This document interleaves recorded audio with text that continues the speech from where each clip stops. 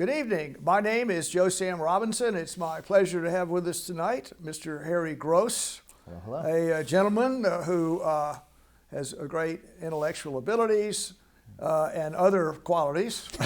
I would hope so. Okay, and he often takes this, the Democratic viewpoint, which is a very reasonable point to take. Maybe I'm an old guy, maybe I'm slightly more conservative, but we can talk about some interesting things. And one of them may be tariffs. So looking at the way the country is founded and the role of tariffs in the nation state, that's been there a long time. And certainly in the earlier part of our nation's history, there was a lot of tension between the industrial North and the agrarian South. And indeed, in 1832, if I'm right on that date, Harry, that South Carolina was in the process of leaving the nation, leaving the Union on the dispute over tariffs. The tariffs were not liked in the South, and they were thought to be a good thing in the North to protect industry. So the subject has gone back and forth a long time, and tariffs have certainly played their role in the nation's history. The amount of revenue generated by tariffs, certainly for long periods of time, just kept the nation afloat. Income taxes didn't come in until about they were briefly in the Civil War, but 1912 or so they came in, and since then the nation's source of tax revenue has come from other places generally, and I would say the general economic viewpoint going back to Adam Smith was the idea that comparative advantages there. Nations just did better with no tariffs and free trade. So that's been a long discussion about that. And in general, I think the perceived wisdom would be to have low tariffs and to promote free trade. And that's certainly the way that things work for a long while, particularly after World War II. Tariffs were coming down, down, down. It became easier to move goods and services around. And certainly in the Cold War, the U.S., with its tariff policy, really got emerging nations into their economic system by having low tariffs or non-existent tariffs for nations they wish to, for whatever reason, ingratiate. And so that's the way things were until President Trump changed the tariff arrangement. And the tariff arrangement was there in his first administration. He made efforts to do that, and he considered tariffs as part of the nation's power because it's such a huge market, and it had an open door pretty much for labor-intensive products. So for many reasons, labor was more expensive in the U.S. So if an emerging country with a lower standard of living and less protective measures for their citizens, they could basically send their goods in, and they pretty much would take over the market. And indeed, that's kind of what happened for many labor-intensive goods. Particularly, you can remember, I can, as a 5-year-old getting toys from Japan. They were manufacturing inexpensive things. And later, I can remember the same thing from China, as a matter of fact. Whatever relatively labor-intensive, low-technology goods, they monopolized that market. And the capitalist system being what it was, American entrepreneurs went overseas to conduct business. And in many ways, the world's economic system became improved somewhat for the U.S., but particularly for other countries, that were emerging from an earlier economic political system. So that's sort of what was going on. And in the industrial Northeast, or indeed, I think we can include Macon, Georgia in this area, the cotton mills that used to be here, the steel plants on the Lake Erie, they were closed, other things were coming in. And you can certainly remember, I know I do, that when I was growing up as a boy, the cotton mills were ubiquitous here. They was part of the economic system, and they all closed. And indeed, you can look around and see the factories that closed that were here briefly. Well, the idea is bringing those jobs back, and also for many reasons. There's an argument that the national security would be improved. We'd have things here. There's a list of arguments to why to do this. And so President Trump undertook this policy. And the Supreme Court recently said, no, you can't do this the way that he did it. And so now we're in a situation where other tariffs have been imposed, and the world is somewhat on their back heels right now as to how the world economic system is going to function with the American tariff policy changing every day, seemingly. So that's the situation we have. And the question now, and I'll throw the football to Harry, is what do you think about all this, Harry? Firstly, an argument for tariffs, and what should we do in the present circumstances? What would you propose the U.S. do right now? I mean, there are a number of arguments for tariffs. I personally am not a fan of them. Yes. Personally, I am kind of an old school liberal in the sense that I do believe in free trade. But there are certain goods that, for strategic reasons, for national security reasons, I think are good to have tariffs on. The issue with these tariffs is the way that they're being done. And that's what the Supreme Court had ruled on. It didn't say that all tariffs were bad. It didn't say the president couldn't do tariffs in general. It just said that under this particular interpretation of IEEPA, the International Economic Emergency Protection Act, I think is what it is, or whatever, or Emergency Economic Protection Act, whatever the E is in order in, just that did not grant the authority to use tariffs. But other ways that he has done it for national security reasons, for trade violations, those all can still stand. So the way that we do this, I mean, as distasteful as I find the idea of most of these tariffs, the way that this should be done is through congressional authority. That's what the Constitution. That's what the Constitution. The Constitution says it's Congress laid out. There are a few narrow exceptions to that, and that's what Trump has based pretty much all of his argument off of, are those exceptions. But this is the fault of Congress. In reality, the reason we are in this situation is because Congress has abdicated its responsibility. And it's not just the Republican Party here. The Democrats have abdicated their responsibility to do things for years beforehand. The growth of the imperial presidency has been the result of Congress not being able to get its act together, no matter which party seems to be in control. If Congress were to be able to pull itself together and Trump were to reasonably come together and say, here's what I want to do, how can we make this happen? You could create a real tariff scheme that would be representative to some degree of the popular will, ideally, right, through our trustee Republican system. And you would be able to defend that to the American people.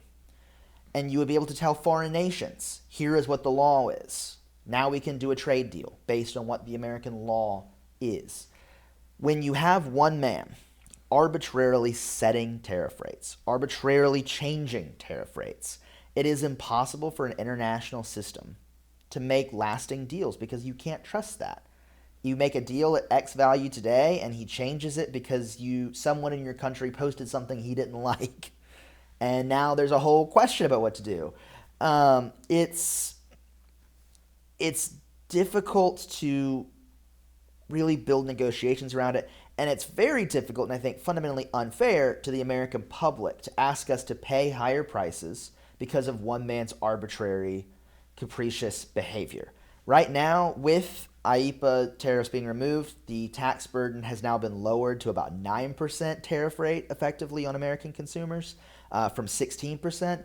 But the proposed new tariff scheme that Trump wants to introduce and is going to introduce, if he follows through, will raise that to about a 13 or 14% effective tariff rate on all imported goods. And the United States imports a lot of stuff. So Americans are going to be asked to pay, 13 or 14% more for goods than we did 2 years ago. And that's without having any real sense of say in in the matter. If that's taxation without representation, I don't know what is. Well, of course, yes, we have.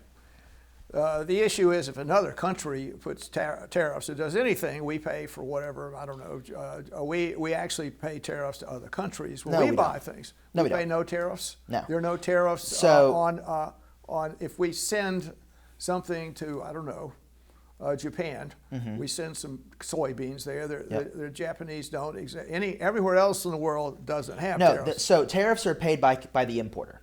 So, right. So if Japan has tariffs on American goods, which they do, then Japanese consumers pay those tariffs. Right. Well, in general, I mean, also there's some of that is passed along to the American producers here. So those tariffs are there, where there would be some kind of split, and there's a debate about whether U.S. Players are paying 90%. I've seen that argument, and actually it was falsely criticized by the Secretary of Treasury. So we're going to punish you guys for saying that. And then he appropriately recanted. But certainly there's an argument going back and forth as to who plays what, and then also over what time scale. But when these things happen, it has a variety of impacts. Number one, it raises a lot of money, which most people say, well, that's good. People would say that unfortunately, the preponderant tax burden it's a retrogressive tax, and that if you have to buy a hamburger, and the rich person can buy a hamburger, and it's not such a big deal. But otherwise, if you're sort of a more modest person, it's a bigger nip for you. Though on that point, apparently, I think it's worth, as a segue, saying the recent stories about the American taxation system being the most progressive in the Western world. In other words, if you don't earn a lot of money here, the sales tax is quite modest, and it'd be unusual to pay much in the way of taxes, all kinds of advantages. So really, one of the things that goes on now is that we have a very progressive tax arrangement. And this is a tax that's not progressive, and how that balances out, that would be a point to consider, is how tax burden is passed around, and this tax is a retrogressive tax. And I will also say this, Harry, in your recent diatribe, I found myself strangely agreeing with you. Actually, you occasionally make a point I will agree with, and I give you full credit for it. A blind squirrel's right every now and then. I give you some credit for it. It's certainly very outrageous for the U.S. president to be going back and forth. It's demeaning. It's every other thing I can say about it. If you're the big dogs don't act that way. They just don't go back and forth. I didn't like the results of the Honduran election. I'm going to do something. I'll just raise the taxes, or you can't, or whatever. I'll just punish. As I sit in the morning drinking coffee, I would say smoking a cigarette or chewing gum or whatever the president does, read the newspaper, or maybe the minions whisper to him, you won't like this, Mr. President, and they can also just influence what, I know people do that for me. Dr. Robinson, here, you won't like this, but what are you going to do about that, or some story like that. So it would be very easy to just, if the story is you can do whatever you want anywhere in the world by just pushing a button, and that's extremely inappropriate. That's bad. It's bad for everything. And the system needs to correct itself. And, we can make the case, well, President Trump has certainly done some good things, and there's some good things involved with the tariffs policy. What's not good about it is how capricious it is, to use your word. Just you're going to do this, you're going to do that. It's 10%, 15%. A good example would be, I'm going to make it 10% for everything. The next day, I thought about more, it's 15%. And then I've heard, maybe not. Maybe it's 10%. I've heard some whispering about that as to what the whole story is. Yeah. But the bad thing about this capriciousness of the tax policy, is that it makes it extremely difficult for business people to come up with a policy, and that's very, very destructive. Yep. So people, if you have a factory and I don't know, what am I going to do? Am I going to build a new addition to it? Or am I going to close it down? Or what am I going to do? and I depend on the government policy. So I march in sync with the government policy. But if the government policy is flipping back and forth so much, it's a big difficulty. Yeah, yeah.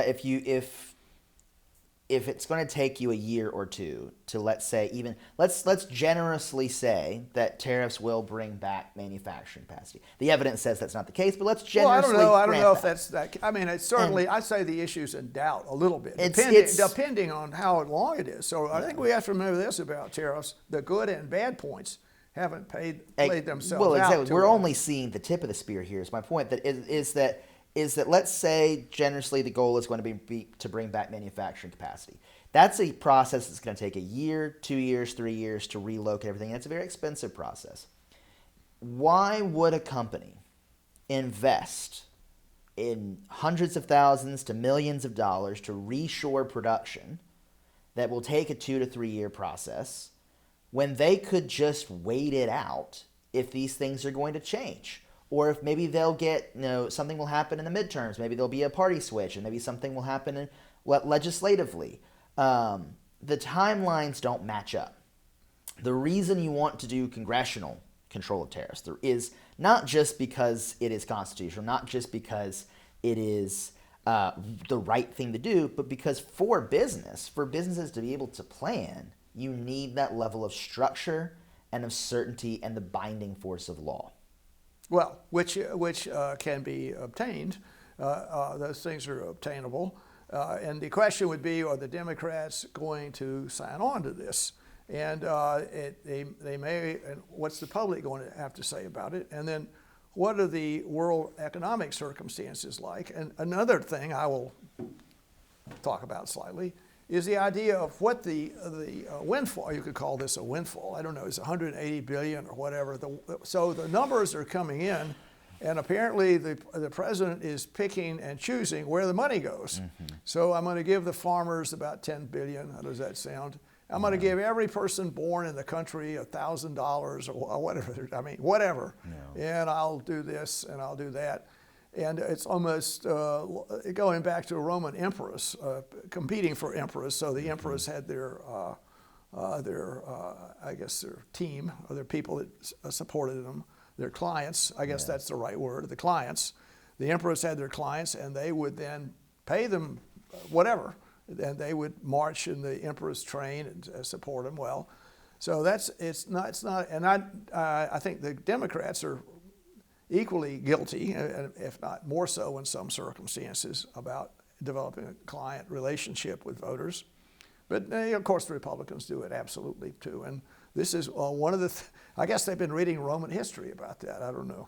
But they have big numbers of people that depend on the largesse of their political leader. That's not a good thing. And so maybe some of the money is being used for that. Now, I'll also make this point. One of the issues, you could say, well, what are some issues with our national psyche right now? What about the American national psyche? Well, I think there's a great deal of pride in the country, the nation state. There are many sort of an American religion, people, this is great, this is whatever. But along with that, it's also a nation state, you could say.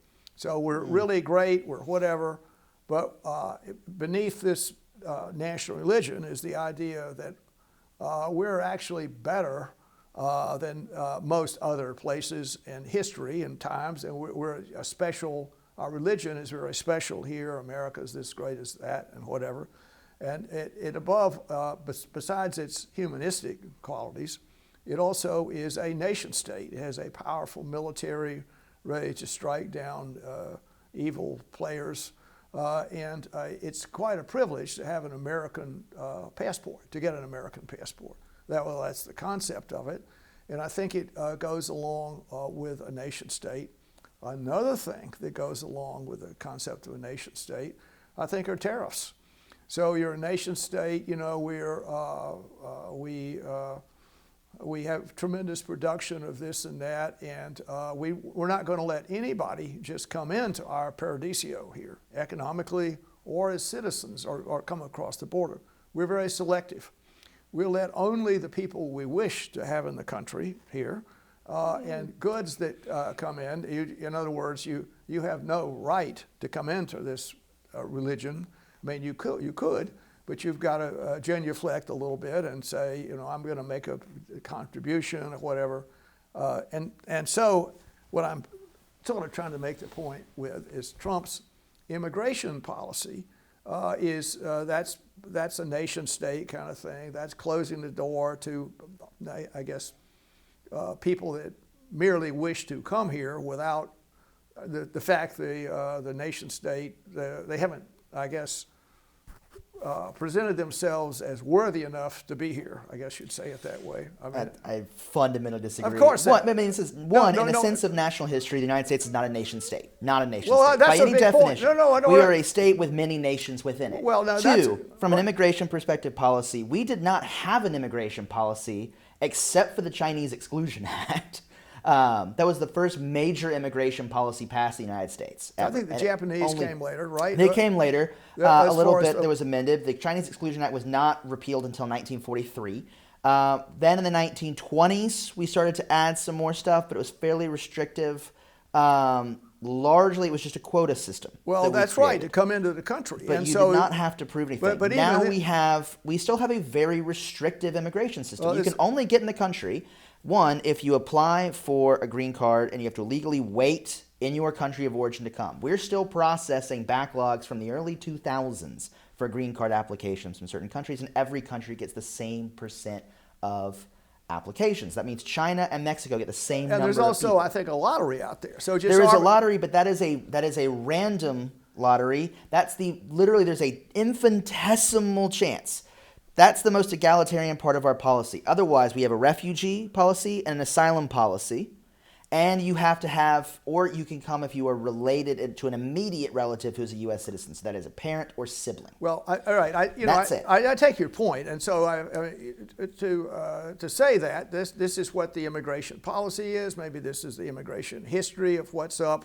Ellis Island was there. You could be turned back, and coming in, you often had to have somebody that was going to support you. If you can. So that was very selectively I know, enforced. But that was not the law. Well, I got it. But my comment is that there's been some sense of nation-state pride tossed into the national equation. So it's there, nation-state pride or whatever it is, and and then the question, which I think is a very interesting one, what the assertion is, it's not a nation-state. That's a big deal.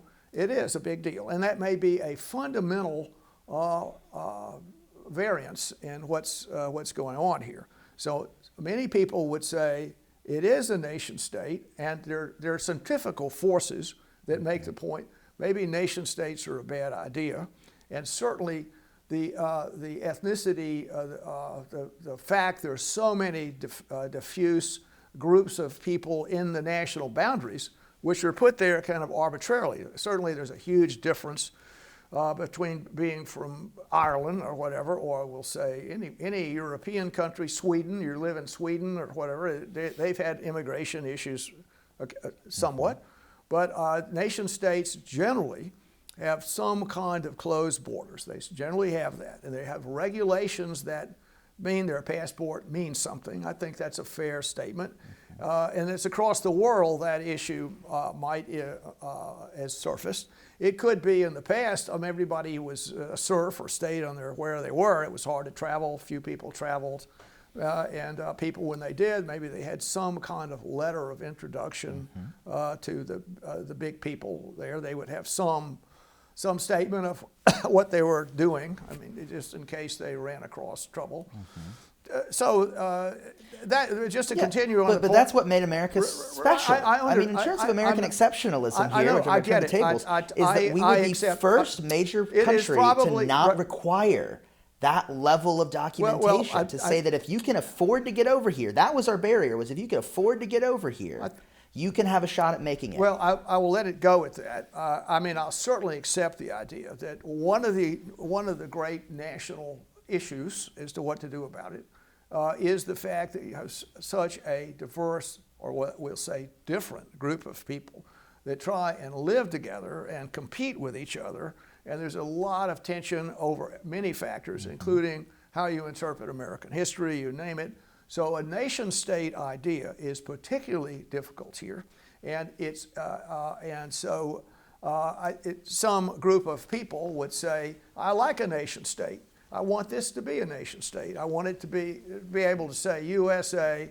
When I say that, I want to see the out-group not being able to say, I'm asserting that I'm part of a special religion, the country as a powerful, strong country that goes for the right thing, and any villain that in the earth should be afraid of us, and I take a great deal of pride in that arrangement. So I think people might well, a group of people like that or want that. Other people would say, look, this is no different here than anywhere else. There's money. I'm here for one big reason, and that's the money I can get, the benefits I can get, and I would leave just like that. I mean, I don't want to get trapped here. I mean, and look at all the bad stuff is. I don't really like the country. I like the economic benefits that I receive, and I certainly don't want the borders closed. I want to be able, to eat and speak whatever languages I want to speak. I want to live however I want to live. I don't want to be restrained by some kind of last century nation state ideal. Well, so the point I was trying to make, which I'll circle back to, was that Trump and his supporters, I'm speaking for them, they certainly like the idea of the nation state, I would say that, and closing the border sort of said that's great, and using the U.S. power to sort of say we're not going to play, we're not really part of the rest of the world. We're a superior situation here. We're going to use our power to prove that, and around the world, people ought to be frightened of us, or whatever you could say that. And nobody can just come in here just because they merely want to. And if you're here and we haven't given you permission, we're going to toss you out somehow. But the other point about this, I think, is the economic thing. I think it's the same connection, in a way, between the tariffs and closing the border, if you want to say that. And it pushes the idea of a nation state, maybe the 19th century view of it. And I think you're quite correct to say it's extremely difficult to, under most circumstances, to have to put together a nation-state ideal, as one could do in Norway or wherever you wish to do that. So that's some of what's going on here, and I think it's reflected in there are other factors here. But the tariff policy is part of it, and I also think it plays into President Trump's personality a little bit. I think that's, if one could say that. I mean, personalities are good and they're bad and they have whatever. I will now throw this point out, Harry, is the checks and balances are what make, if you look at the situation we have, the problem of preserving the 350 million people that have reasons to dislike one another, for historical reasons or just competition reasons or just the way people are. They have reasons to dislike their fellow citizens. And how you make that work for people to get along is quite a difficult task. And the checks and balances should be a protective kind of arrangement in the country. And that, we mentioned American exceptionalism. One of the great things about the country is suspicion of power. People are very suspicious of power. And it goes back to the founding, and they don't like big dogs sort of pushing them around a little bit. I think that's a fair statement. Well, we have exactly 2 minutes left, Harry, but I'm about to, I'll continue that point slightly. So the protective arrangements that exist here in the country really mean that it's hard for any one entity or person to cavalierly injure anyone. I guess that's a fair. Cavalierly injure, all these protective arrangements are there, and that's particularly true with presidential power. And I think the Republicans, many of whom, that's a fair statement, not all, and maybe increasingly fewer, support President Trump in his policies. But I think they have to expect the Democratic Party is going to, at some point, be in possession of power. And I'm a little concerned that this might be a new role model for how things are going to work. If one group gets in power, they go out of the way to injure the other party. And I'll finally say this. Susan Rice has been attacked by Trump, okay, but one of the things that allegedly, this is not happenstance to say it, was the idea of once we're back in power, at least some of our supporters said this, if you imagine that we're going to, like the way Trump is persecuting people, we're going to persecute the Trump people. So if that card is in the deck, that's extremely dangerous. And if you could say Trump and his supporters are doing this, that's really, really bad because of the complexities of our 350 million people in the country. All right, last minute for you, Harry. Last minute. Well, so this, last 30 seconds. The genius of the American system, truly, is in its very foundational documents. You ask, how do you build a nation out of so many different peoples and different ideals? We go back to first principles. We are a country built on the idea that anybody can make it here. If you do your best, you play by the rules, you too can reap the benefits of this great system. And we've never been perfect. But our very enshrining document says in order to make a more perfect union. Our goal is forward thinking. The way that we get past this, the way that we go through and deal with these tariffs, is we have to go back to those first principles. We have to go back to the board, because what we're seeing is what happens when somebody decides to just say, screw the rules. Think about when you were a kid playing a game with other kids, and how upset you might have gotten when someone cheated, and how that made you want to cheat, right? No, it didn't make me want to cheat, Harry. Speak for yourself. Well, yeah, then it made me want to cheat because it was the only way I had a chance of winning. The point is that rules exist for a reason. And we are learning that again from first principles here. And it will take some serious disruption before we come back to that equilibrium. But the farther away respect for the rules go, the respect for checks and balances, the respect for an orderly process go, the harder that backlash is going to be until eventually we come back to that equilibrium. Well, I agree with that.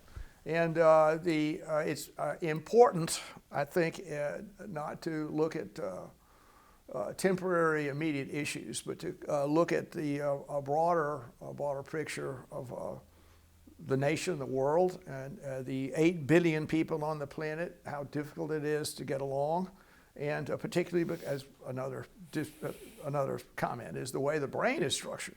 It guarantees this persisting tension, war and rumors of war, not only between nations, but just between people.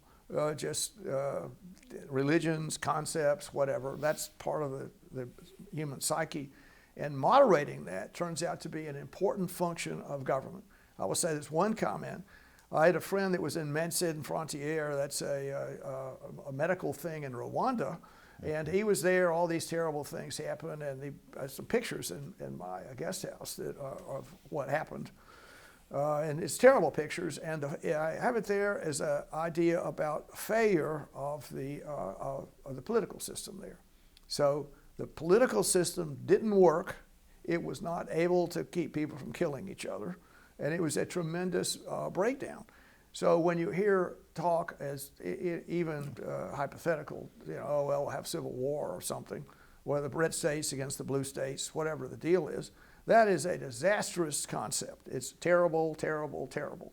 And politicians have an obligation to make sure things don't reach that end. So I think we can end our conversation at that point, Harry, and right. Let me thank you for your attendance and thank you for having me. Occasionally wise ideas. Okay, thank you. Thank you. I appreciate it.